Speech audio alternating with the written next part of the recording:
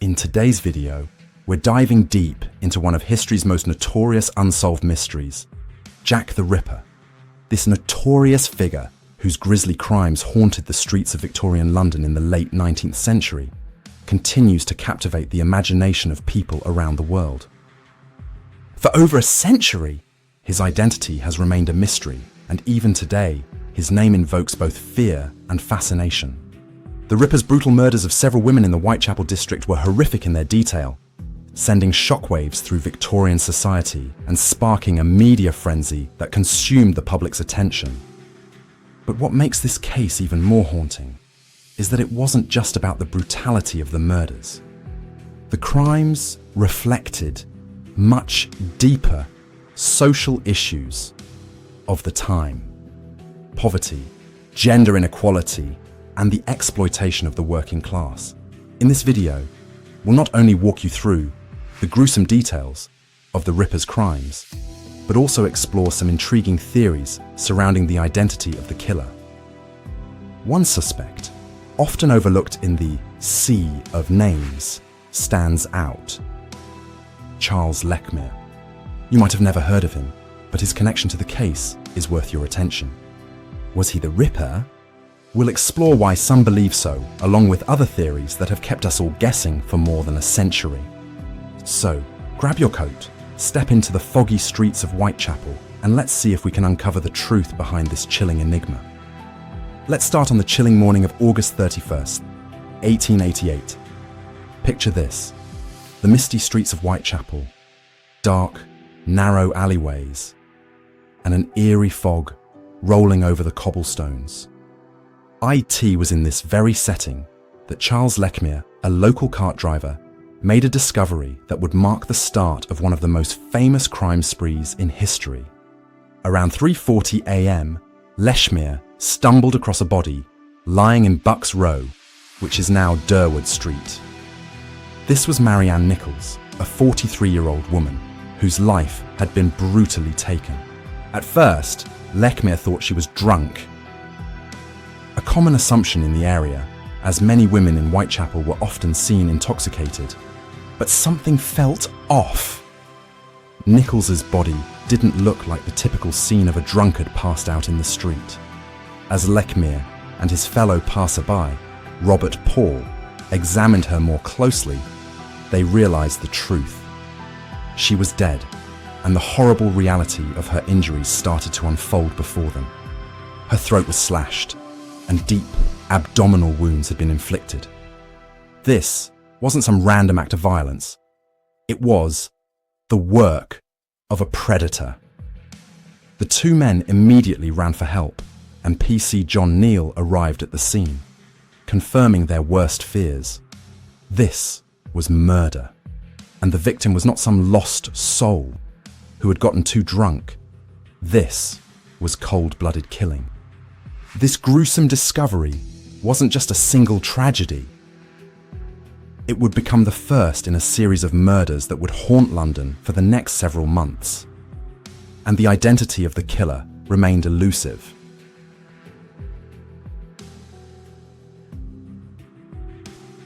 Between August and November of 1888, a killer stalked the streets of Whitechapel, targeting vulnerable women with brutal efficiency. The method was chillingly consistent, each murder exhibiting a sadistic and calculated approach. The victims were often prostitutes, women who lived in desperate poverty, relying on their bodies for survival. The Ripper, however, didn't just kill them. He mutilated them in ways that made his crimes stand out even more. Marianne Nichols, the first victim, was slashed in the throat and brutally mutilated. The subsequent victims, including Annie Chapman and Elizabeth Stride, met similar fates. Throats slashed, bodies disemboweled, and in some cases, organs were removed. A detail that suggested the killer had anatomical knowledge, perhaps someone with a medical or surgical background. This gruesome precision shocked even the most hardened police officers. The Ripper's victims were often found in dark alleys, adding to the horror. Whitechapel, known for its poverty and social decay, had a distinct atmosphere, one where crime was a daily part of life. But the murder of women with such precision sent ripples of fear through the city. The killings created a panic. Women were urged to stay indoors after dark, businesses were affected, and London's streets felt unsafe. As the months passed, the police became more desperate, but the killer was always one step ahead, leaving little to no evidence behind and disappearing into the night, evading capture each time.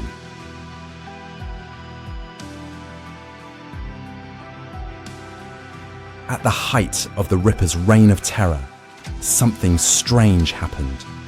The killer began to taunt the authorities and the public through a series of letters. The most infamous of these was the Dear Boss letter, postmarked September 27th, 1888. The writer signed off as Jack the Ripper, forever cementing the name in criminal law. This wasn't just a message. It was a mocking challenge to the police and the public, suggesting the killer enjoyed the fear and chaos he was causing. But it didn't stop there. On October 16th, 1888, the From Hell letter arrived, and it was even more chilling. Along with the letter, there was a human kidney, purportedly taken from one of the victims. The letter was crude and mocking, and it further confirmed the sadistic nature of the Ripper. He wasn't just killing for pleasure. He was also enjoying the fear he instilled in the public. The media went into overdrive, sensationalizing every detail, and the Ripper became a mythical figure, his letters fueling both public panic and intrigue. But did the letters come from the killer himself, or were they just hoaxes? Some believe they were written by a journalist, while others think they were the work of someone who wanted to claim responsibility for the murders. Regardless, these letters added a whole new layer of mystery to an already baffling case.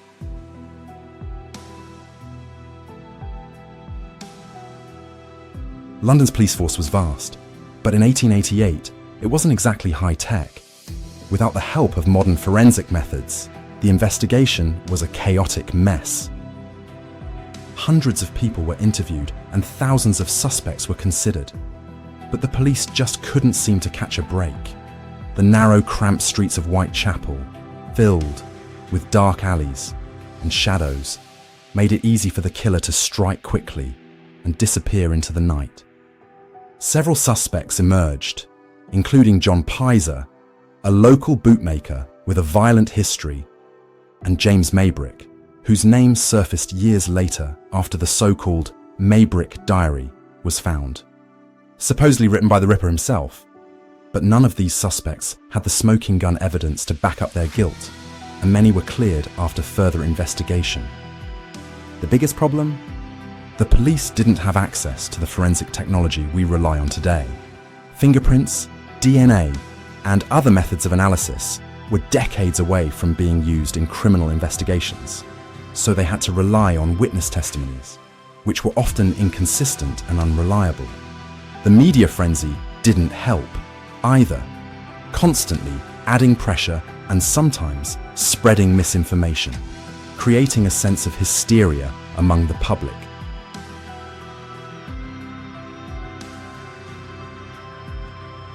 Let's take a step back and look at the crime scenes of Jack the Ripper's murders, which were not just locations of brutality, but also vivid symbols of the killer's methodical nature. The Whitechapel district in the late 1800s was a dark, dank place where narrow alleyways and poor street lighting were the backdrop to some of the most horrific crimes in history.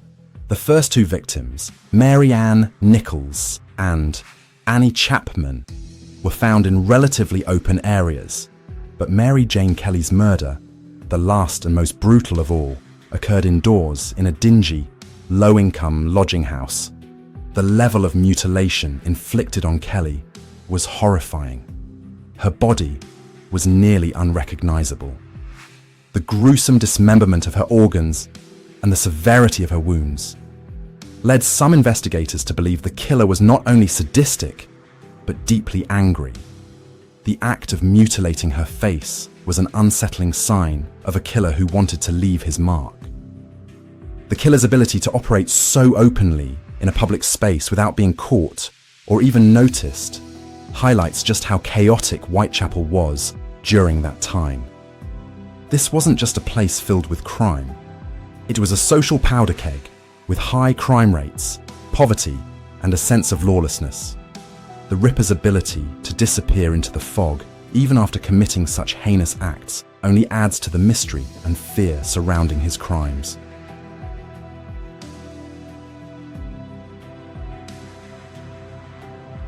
Over the years, numerous suspects have been put forward as the possible identity of Jack the Ripper. While we've touched on some popular figures, the sheer number of theories is staggering. Every year, new books and articles emerge, offering new suspects and wild speculations. One of the more famous theories involves Dr. William Gull, the royal physician to Queen Victoria. Some theorists suggest that Gull, whose medical expertise could explain the anatomical knowledge displayed in the mutilations, might have committed the murders to cover up a royal scandal. The theory suggests that Prince Albert Victor, Queen Victoria's grandson, may have had an affair with a commoner, and the Ripper's killings were part of an attempt to silence anyone who knew too much. Another theory revolves around Aaron Kosminski, a Polish Jewish immigrant who was known to have mental health issues. Kosminski was a prime suspect at the time of the murders, and many still believe he could have been the Ripper. Some investigators from the time considered him a serious suspect, and the Ripper's behaviour seemed to fit the profile of someone with psychotic tendencies like Kosminski. However, each of these theories faces its own set of challenges. There's no concrete evidence linking any of these suspects to the murders, and many of the theories are based on circumstantial evidence at best. The ongoing mystery of the Ripper's identity fuels this speculative nature, making it difficult to separate fact from fiction.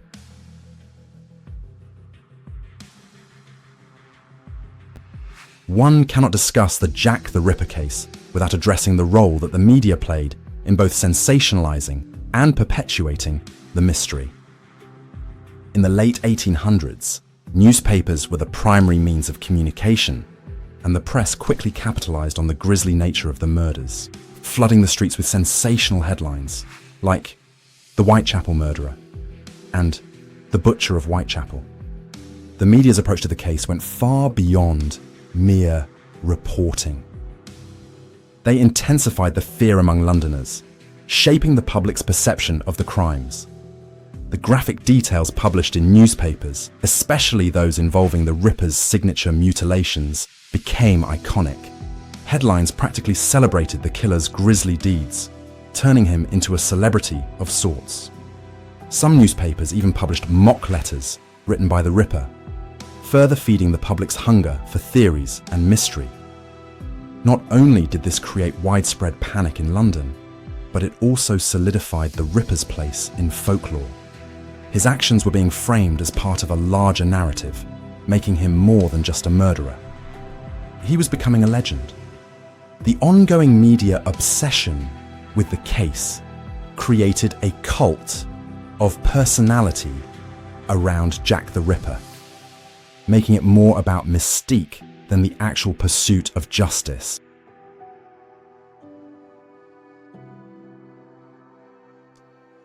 The victims of Jack the Ripper were not random targets. They were vulnerable women, many of whom were prostitutes, living in the impoverished districts of Whitechapel, where poverty and social injustice ran rampant. The lives of these women were marked by exploitation and marginalization, often being pushed to the fringes of society. The women, like Mary Ann Nichols, Annie Chapman, and Elizabeth Stride, were often forced into prostitution due to lack of work and economic survival. The fact that Jack the Ripper specifically targeted these women exposes the harsh realities of gender inequality in Victorian London At the time, women had limited rights and were often treated as second-class citizens. Prostitution was seen as the only viable option for many women, especially in a city that was still deeply rooted in class divisions. The killer's choice of victims wasn't just random, it was symbolic of the social dynamics of the time. The victims were poor, vulnerable, and often seen as disposable by the wider society. Their suffering became an indictment of Victorian social attitudes, particularly towards women. This brings us to a larger reflection on how social inequality can breed violence and desperation, as it seems that the Ripper's victims were as much a product of their social conditions as the killer himself.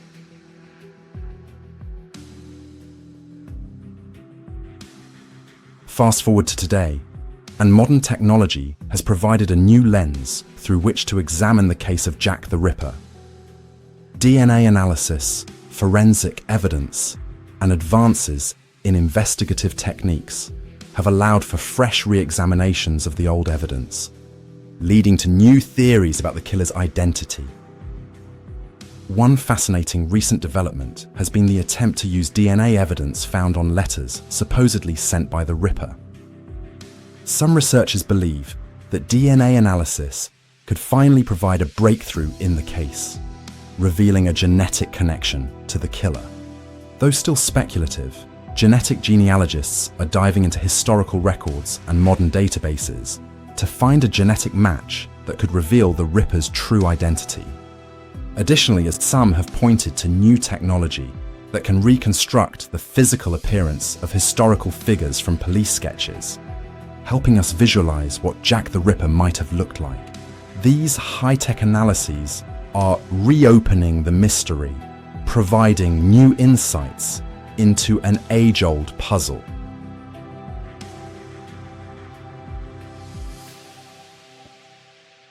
Jack the Ripper's crimes have permeated popular culture for over a century. The figure of the Ripper has been romanticized, fictionalized, and exploited in everything from books and movies to documentaries, from the iconic From Hell movie starring Johnny Depp, to classic books like The Lodger and The Ripper's Shadow. His gruesome legacy continues to inspire fascination and horror. But what is it about Jack the Ripper that keeps him alive in our imagination? It's not just his brutality, but the mystery of his identity that has made him a figure of endless fascination. He represents something darker in society, something we can't quite grasp. Is it the allure of a man who evaded capture? The possibility that he was someone from the elite class who used his status to evade the police? Every time a new movie, TV show, or book about Jack the Ripper is released, the mystery is revisited, re-examined, and recreated. In fact, in some ways, the Ripper's identity may be secondary to the cultural fascination that surrounds him. Jack the Ripper is no longer just a killer. He is a symbol of the darkness that lurks in the unseen corners of history.